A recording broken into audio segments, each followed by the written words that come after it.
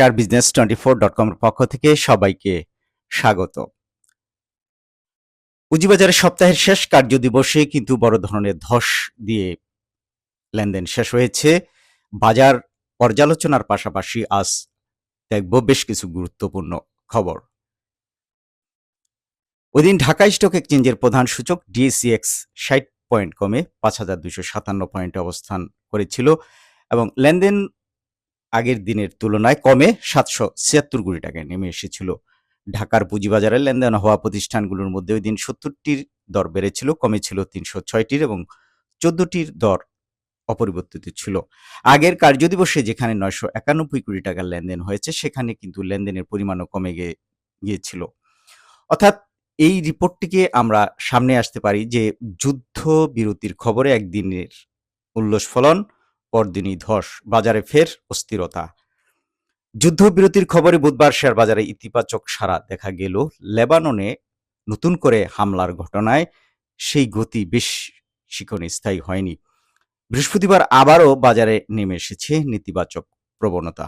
যুদ্ধ পরিস্থিতি ঘিরে অনিশ্চয়তা ও বিতর্ক বিনিয়োগকারীদের মধ্যে উদ্বেগ তৈরি করে, যার প্রভাব পড়ে পুঁজিবাজারে। অর্থাৎ জানা গেল যে মূলত যে যুক্তরাষ্ট্র এবং ইরানের মধ্যে যে 14 দিনের স্থগিত করা হয়েছিল যুদ্ধের, ওই দিনেই কিন্তু আবার লেবাননে হামলা চালিয়েছে ইসরায়েল, যার ফলে বিনিয়োগকারীদের মধ্যে আতঙ্ক ছড়িয়ে পড়ে যে হয়তো যুদ্ধ থামেনি, বড় ধরনের আবার যুদ্ধ লাগতে পারে। সেই কারণে কিন্তু পুঁজিবাজার স্থায়ী হয়নি, ঊর্ধ্বগতি। এখন আরও কিছু খবর দেখব আমরা যে 7 বছরে 3,000 কোটি টাকার কেলেঙ্কারি প্রিমিয়ার ব্যাংকে, ভয়াবহ চিত্র।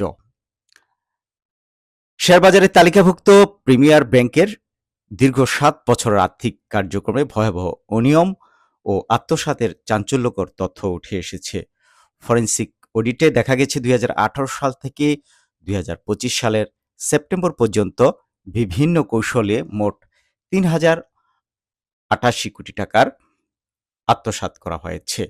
চার্টার্ড অ্যাকাউন্টেন্ট প্রতিষ্ঠান MABS অ্যান্ড জে পার্টনার্স পরিচালিত এই নিরীক্ষায় অতিরিক্ত অফিস ভাড়া, CSR তহবিলের অপব্যবহার, হিসাব জালিয়াতি, ক্রয় প্রক্রিয়ায় অনিয়ম এবং ভুয়া সংস্কার ব্যয়ের মাধ্যমে ধাপে ধাপে অর্থ সরিয়ে নেওয়ার প্রমাণ পাওয়া গেছে।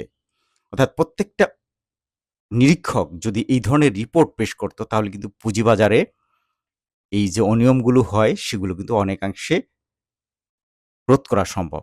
বিভিন্ন কোম্পানি নিরীক্ষকদের অর্থের বিনিময়ে এই ভুয়া তথ্য এর আগে দিয়ে আসছিল। সুতরাং এর আগে কিন্তু আমরা দেখেছি অনেকগুলো নিরীক্ষককে Bangladesh securities exchange commission, BSEC এরা কিন্তু কঠোর প্রশাসনিক ব্যবস্থা নিয়েছে এবং কঠোর ব্যবস্থা নিয়েছিল, তার প্রভাব পড়েছে। কিন্তু এখন নিরীক্ষকরাও সচেতন হবে এবং এই সচেতনতাটা আসলে প্রয়োজন। আমরা তার আগে দেখিনি যে 10টি প্রতিষ্ঠানের যে পজিটিভ মুভমেন্টই ছিল। প্রথমেই ছিল ব্রিটিশ আমেরিকান টোবাকো, BATBC, এই প্রতিষ্ঠানটির দর অনেকটা কমে গিয়েছিল, কিন্তু বৃহস্পতিবার পজিটিভ মুভমেন্ট শেয়ারের মধ্যে এই শেয়ারটি ছিল। গত 6 মাসে বিনিয়োগকারীদের 17.23% বা শতাংশ নেগেটিভ রিটার্ন দিয়েছে। অর্থাৎ এই শেয়ারটি কিনে গত 6 মাসে বিনিয়োগকারীরা 17.23% লোকসান গুনেছেন। 219 টাকা 50 পয়সা সর্বশেষ লেনদেন হয়েছে। প্রতিষ্ঠানটির পি রেশিও 6.77। অবশ্য যৌক্তিক কারণেই কিন্তু BATBCর দর পতন হয়েছে, কারণ তাদের আর্থিক অবস্থা যেমন খারাপ হয়েছে এবং তারা এই সাম্প্রতিক সময়ে সবচেয়ে কম ডিভিডেন্ড ঘোষণা করেছে BATBC, এটির একটি প্রভাব রয়েছে এই শেয়ারটির দরে। অন্যদিকে সামিট অ্যালায়েন্স পোর্ট ছিল দ্বিতীয় স্থানে, 14.86% পজিটিভ রিটার্ন দিয়েছে প্রতিষ্ঠানটি। 51 টাকায় সর্বশেষ বৃহস্পতিবার লেনদেন হয়েছে। তারপরেই ছিল মনস্পুল বাংলাদেশ PLC, দীর্ঘদিন পরেই আবার পজিটিভ মুভমেন্টে আসলো। এই শেয়ারটি 99 টাকা 60 পয়সায় সর্বশেষ বৃহস্পতিবার লেনদেন হয়েছে। -4.87% নেগেটিভ রিটার্ন দিয়েছে বিনিয়োগকারীদের গত 6 মাসে। মনস্পুল এর পরেই ছিল একমি পেস্টিসাইডস লিমিটেড গত 6 মাসে বিনিয়োগকারীদের 49.70% পজিটিভ রিটার্ন দিয়েছে। সর্বশেষ বৃহস্পতিবার 25 টাকায় লেনদেন হয়েছে। এরপরেই ছিল সিঙ্গার বিডি। এই প্রতিষ্ঠানটির গত 6 মাসে বিনিয়োগকারীদের -16.30% নেগেটিভ রিটার্ন দিয়েছে এবং 87 টাকা 80 পয়সায় সর্বশেষ বৃহস্পতিবার লেনদেন হয়েছে। সিঙ্গার বিডির পরে ছিল বেঙ্গল উইন্ডশিল্ড। এই প্রতিষ্ঠানটির গত 6 মাসে বিনিয়োগকারীদের 16.68% পজিটিভ রিটার্ন দিয়েছে এবং 21 টাকা 80 পয়সায় সর্বশেষ এই শেয়ারটির দর দাঁড়িয়েছে। বেঙ্গল উইন্ডশিল্ডের পরেই ছিল কিন্তু Bangladesh national insurance company 62.78% positive return দিয়েছে গত 6 মাসে এবং 73 টাকা 90 পয়সায় বৃহস্পতিবার সর্বশেষ লেনদেন হয়েছে। তারপরে ছিল লিগেসি ফুটওয়্যার। এই প্রতিষ্ঠানটি গত 6 মাসে বিনিয়োগকারীদের 13.65% পজিটিভ রিটার্ন দিয়েছে। 69 টাকা 10 পয়সায় এই প্রতিষ্ঠানটির শেয়ার দর সর্বশেষ বৃহস্পতিবার লেনদেন হয়েছে। এরপরে ছিল প্রাইম ব্যাংক। গত 6 মাসে বিনিয়োগকারীদের 18.25% পজিটিভ রিটার্ন দিয়েছে এবং 32 টাকা 40 পয়সায় সর্বশেষ লেনদেন হয়েছে এবং 5.01 প্রতিষ্ঠানটির পি রেশিও। এরপরে ছিল ইস্টার্ন ইন্স্যুরেন্স, সর্বশেষ দশম শেয়ারটি। গত 6 মাসে বিনিয়োগকারীদের 4.73% পজিটিভ রিটার্ন দিয়েছে। 56 টাকা 10 পয়সায় সর্বশেষ লেনদেন হয়েছে এই শেয়ারটির। 22.76 প্রতিষ্ঠানটির পি রেশিও।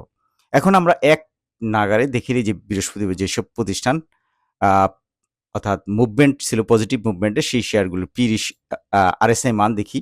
একমি পেস্টিসাইডের আরএসআই মান 81.54, অর্থাৎ এটার যেহেতু আরএসআই মান 70-এর উপরে, সুতরাং এই শেয়ারটি এখন ঝুঁকিপূর্ণ হয়ে গেছে, অর্থাৎ এই শেয়ারটি 25 টাকায় অতিমূল্যায়িত আরএসআই মান অনুযায়ী। টেকনিক্যাল অ্যানালিস্টরা সাধারণত 70-এর উপরে যদি আরএসআই মান দাঁড়ায় তখন শেয়ারটি সেল করে বের হয়ে যান এবং একটি পক্ষ কিন্তু সেই শেয়ারটি কিনে থাকেন। সুতরাং এই আরএসআই মান দেখে সবসময় আপনারা শেয়ারগুলোর কেনাবেচা করলে অন্তত ঝুঁকি আছে কি নেই সেটা কিন্তু বুঝতে পারবেন। এরপর রয়েছে বেডবিসির আরএসআই মান 36.04। এরপরে রয়েছে মনস্পুলের আরএসআই মান 62.28। এরপরে রয়েছে সামিট অ্যালায়েন্স পোর্ট। এই প্রতিষ্ঠানটির আরএসআই মান 62.58। এরপর রয়েছে লিগেসি ফুটওয়্যার 74.72 আরএসআই মান। লাভেলো আইসক্রিমের আরএসআই মান 67.03। এরপরে রয়েছে যথাক্রমে বেঙ্গল উইন্ডশিল্ড 21 টাকা 80 পয়সা সর্বশেষ লেনদেন হয়েছে, আরএসআই মান 73.51। এরপর রয়েছে প্রাইম ব্যাংকের আরএসআই মান 57.73। প্রাইম ব্যাংকের পরে রয়েছে এবি ব্যাংকের আরএসআই মান 52.89। এবি ব্যাংকের পরেই সর্বশেষ সিঙ্গার বিডির আরএসআই মান 53.85। এখন আমরা জানাবো বেশ কিছু কোম্পানির খবর। খোলামেলাভাবে যদি দেখি যে 1324 কোটি টাকার রেকর্ড মুনাফা করেছে সিটি ব্যাংক, পজিটিভ খবর। এর প্রভাব কিন্তু সিটি ব্যাংকের শেয়ার দরেও পড়েছে। মুনাফায় অতীতে সব রেকর্ড ছাড়িয়েছে বেসরকারি খাতের সিটি ব্যাংক। গত বছর অর্থাৎ 2025 সালে ব্যাংকটি 1324 কোটি টাকার রেকর্ড মুনাফা করেছে। 2024 সালে ব্যাংকটির মুনাফা প্রথমবারের মতো 1000 কোটি টাকা ছাড়িয়েছিল। গত বছর শেষে সিটি ব্যাংকের মুনাফার আগের বছরের চেয়ে 310 কোটি টাকা বা প্রায় 31% বেড়েছে। রেকর্ড মুনাফা করায় 15 বছর পর আবারও শেয়ারধারীদের 30% লভ্যাংশ দেওয়ার সিদ্ধান্ত নিয়েছে ব্যাংকটি। এরপর সে প্রয়াত মায়ের 18 কোটি টাকার শেয়ার পেলেন বিমান ও পর্যটন মন্ত্রী। উত্তরাধিকার সূত্রে মায়ের কাছ থেকে 3 কোম্পানির 18 কোটি টাকার সমমূল্যের শেয়ার পেয়েছেন বেসামরিক বিমান পরিবহন ও পর্যটন মন্ত্রী আফরোজা খানম। শেয়ার বাজারে তালিকাভুক্ত মুন্নু গ্রুপের 3 কোম্পানিতে থাকা মায়ের শেয়ার আফরোজা খানমের কাছে হস্তান্তরিত হয়েছে। গত বৃহস্পতিবার প্রধান শেয়ার বাজার দেশের ঢাকা স্টক এক্সচেঞ্জের ওয়েবসাইটে এ তথ্য প্রকাশ করা হয়। সর্বশেষ আরেকটি খবর আছে, শাহজালাল ইসলামী ব্যাংকের রেকর্ড মুনাফা 10 বছরে বেড়েছে 3 গুণ। অর্থাৎ শাহজালাল ইসলামী ব্যাংকের মুনাফা তো হয়েছেই, গত 10 বছরে 3 গুণ বেড়েছে মুনাফা। দেশের বেসরকারি খাতের শাহজালাল ইসলামী ব্যাংকের মুনাফা বেড়ে ১ বছরের ব্যবধানে দ্বিগুণের বেশি হয়েছে। গত বছর শেষে ব্যাংকটির ৩৬৮ কোটি টাকার বেশি মুনাফা করেছে, যা আগের বছরের চেয়ে ১৯৯ কোটি টাকা বা প্রায় ১১৮% বেশি। বুধবার ব্যাংকটির পরিচালনা পর্ষদের সভায় গত বছরের আর্থিক প্রতিবেদন চূড়ান্ত করা হয়। তাতেই ব্যাংকটির মুনাফার এই চিত্র উঠে আসে।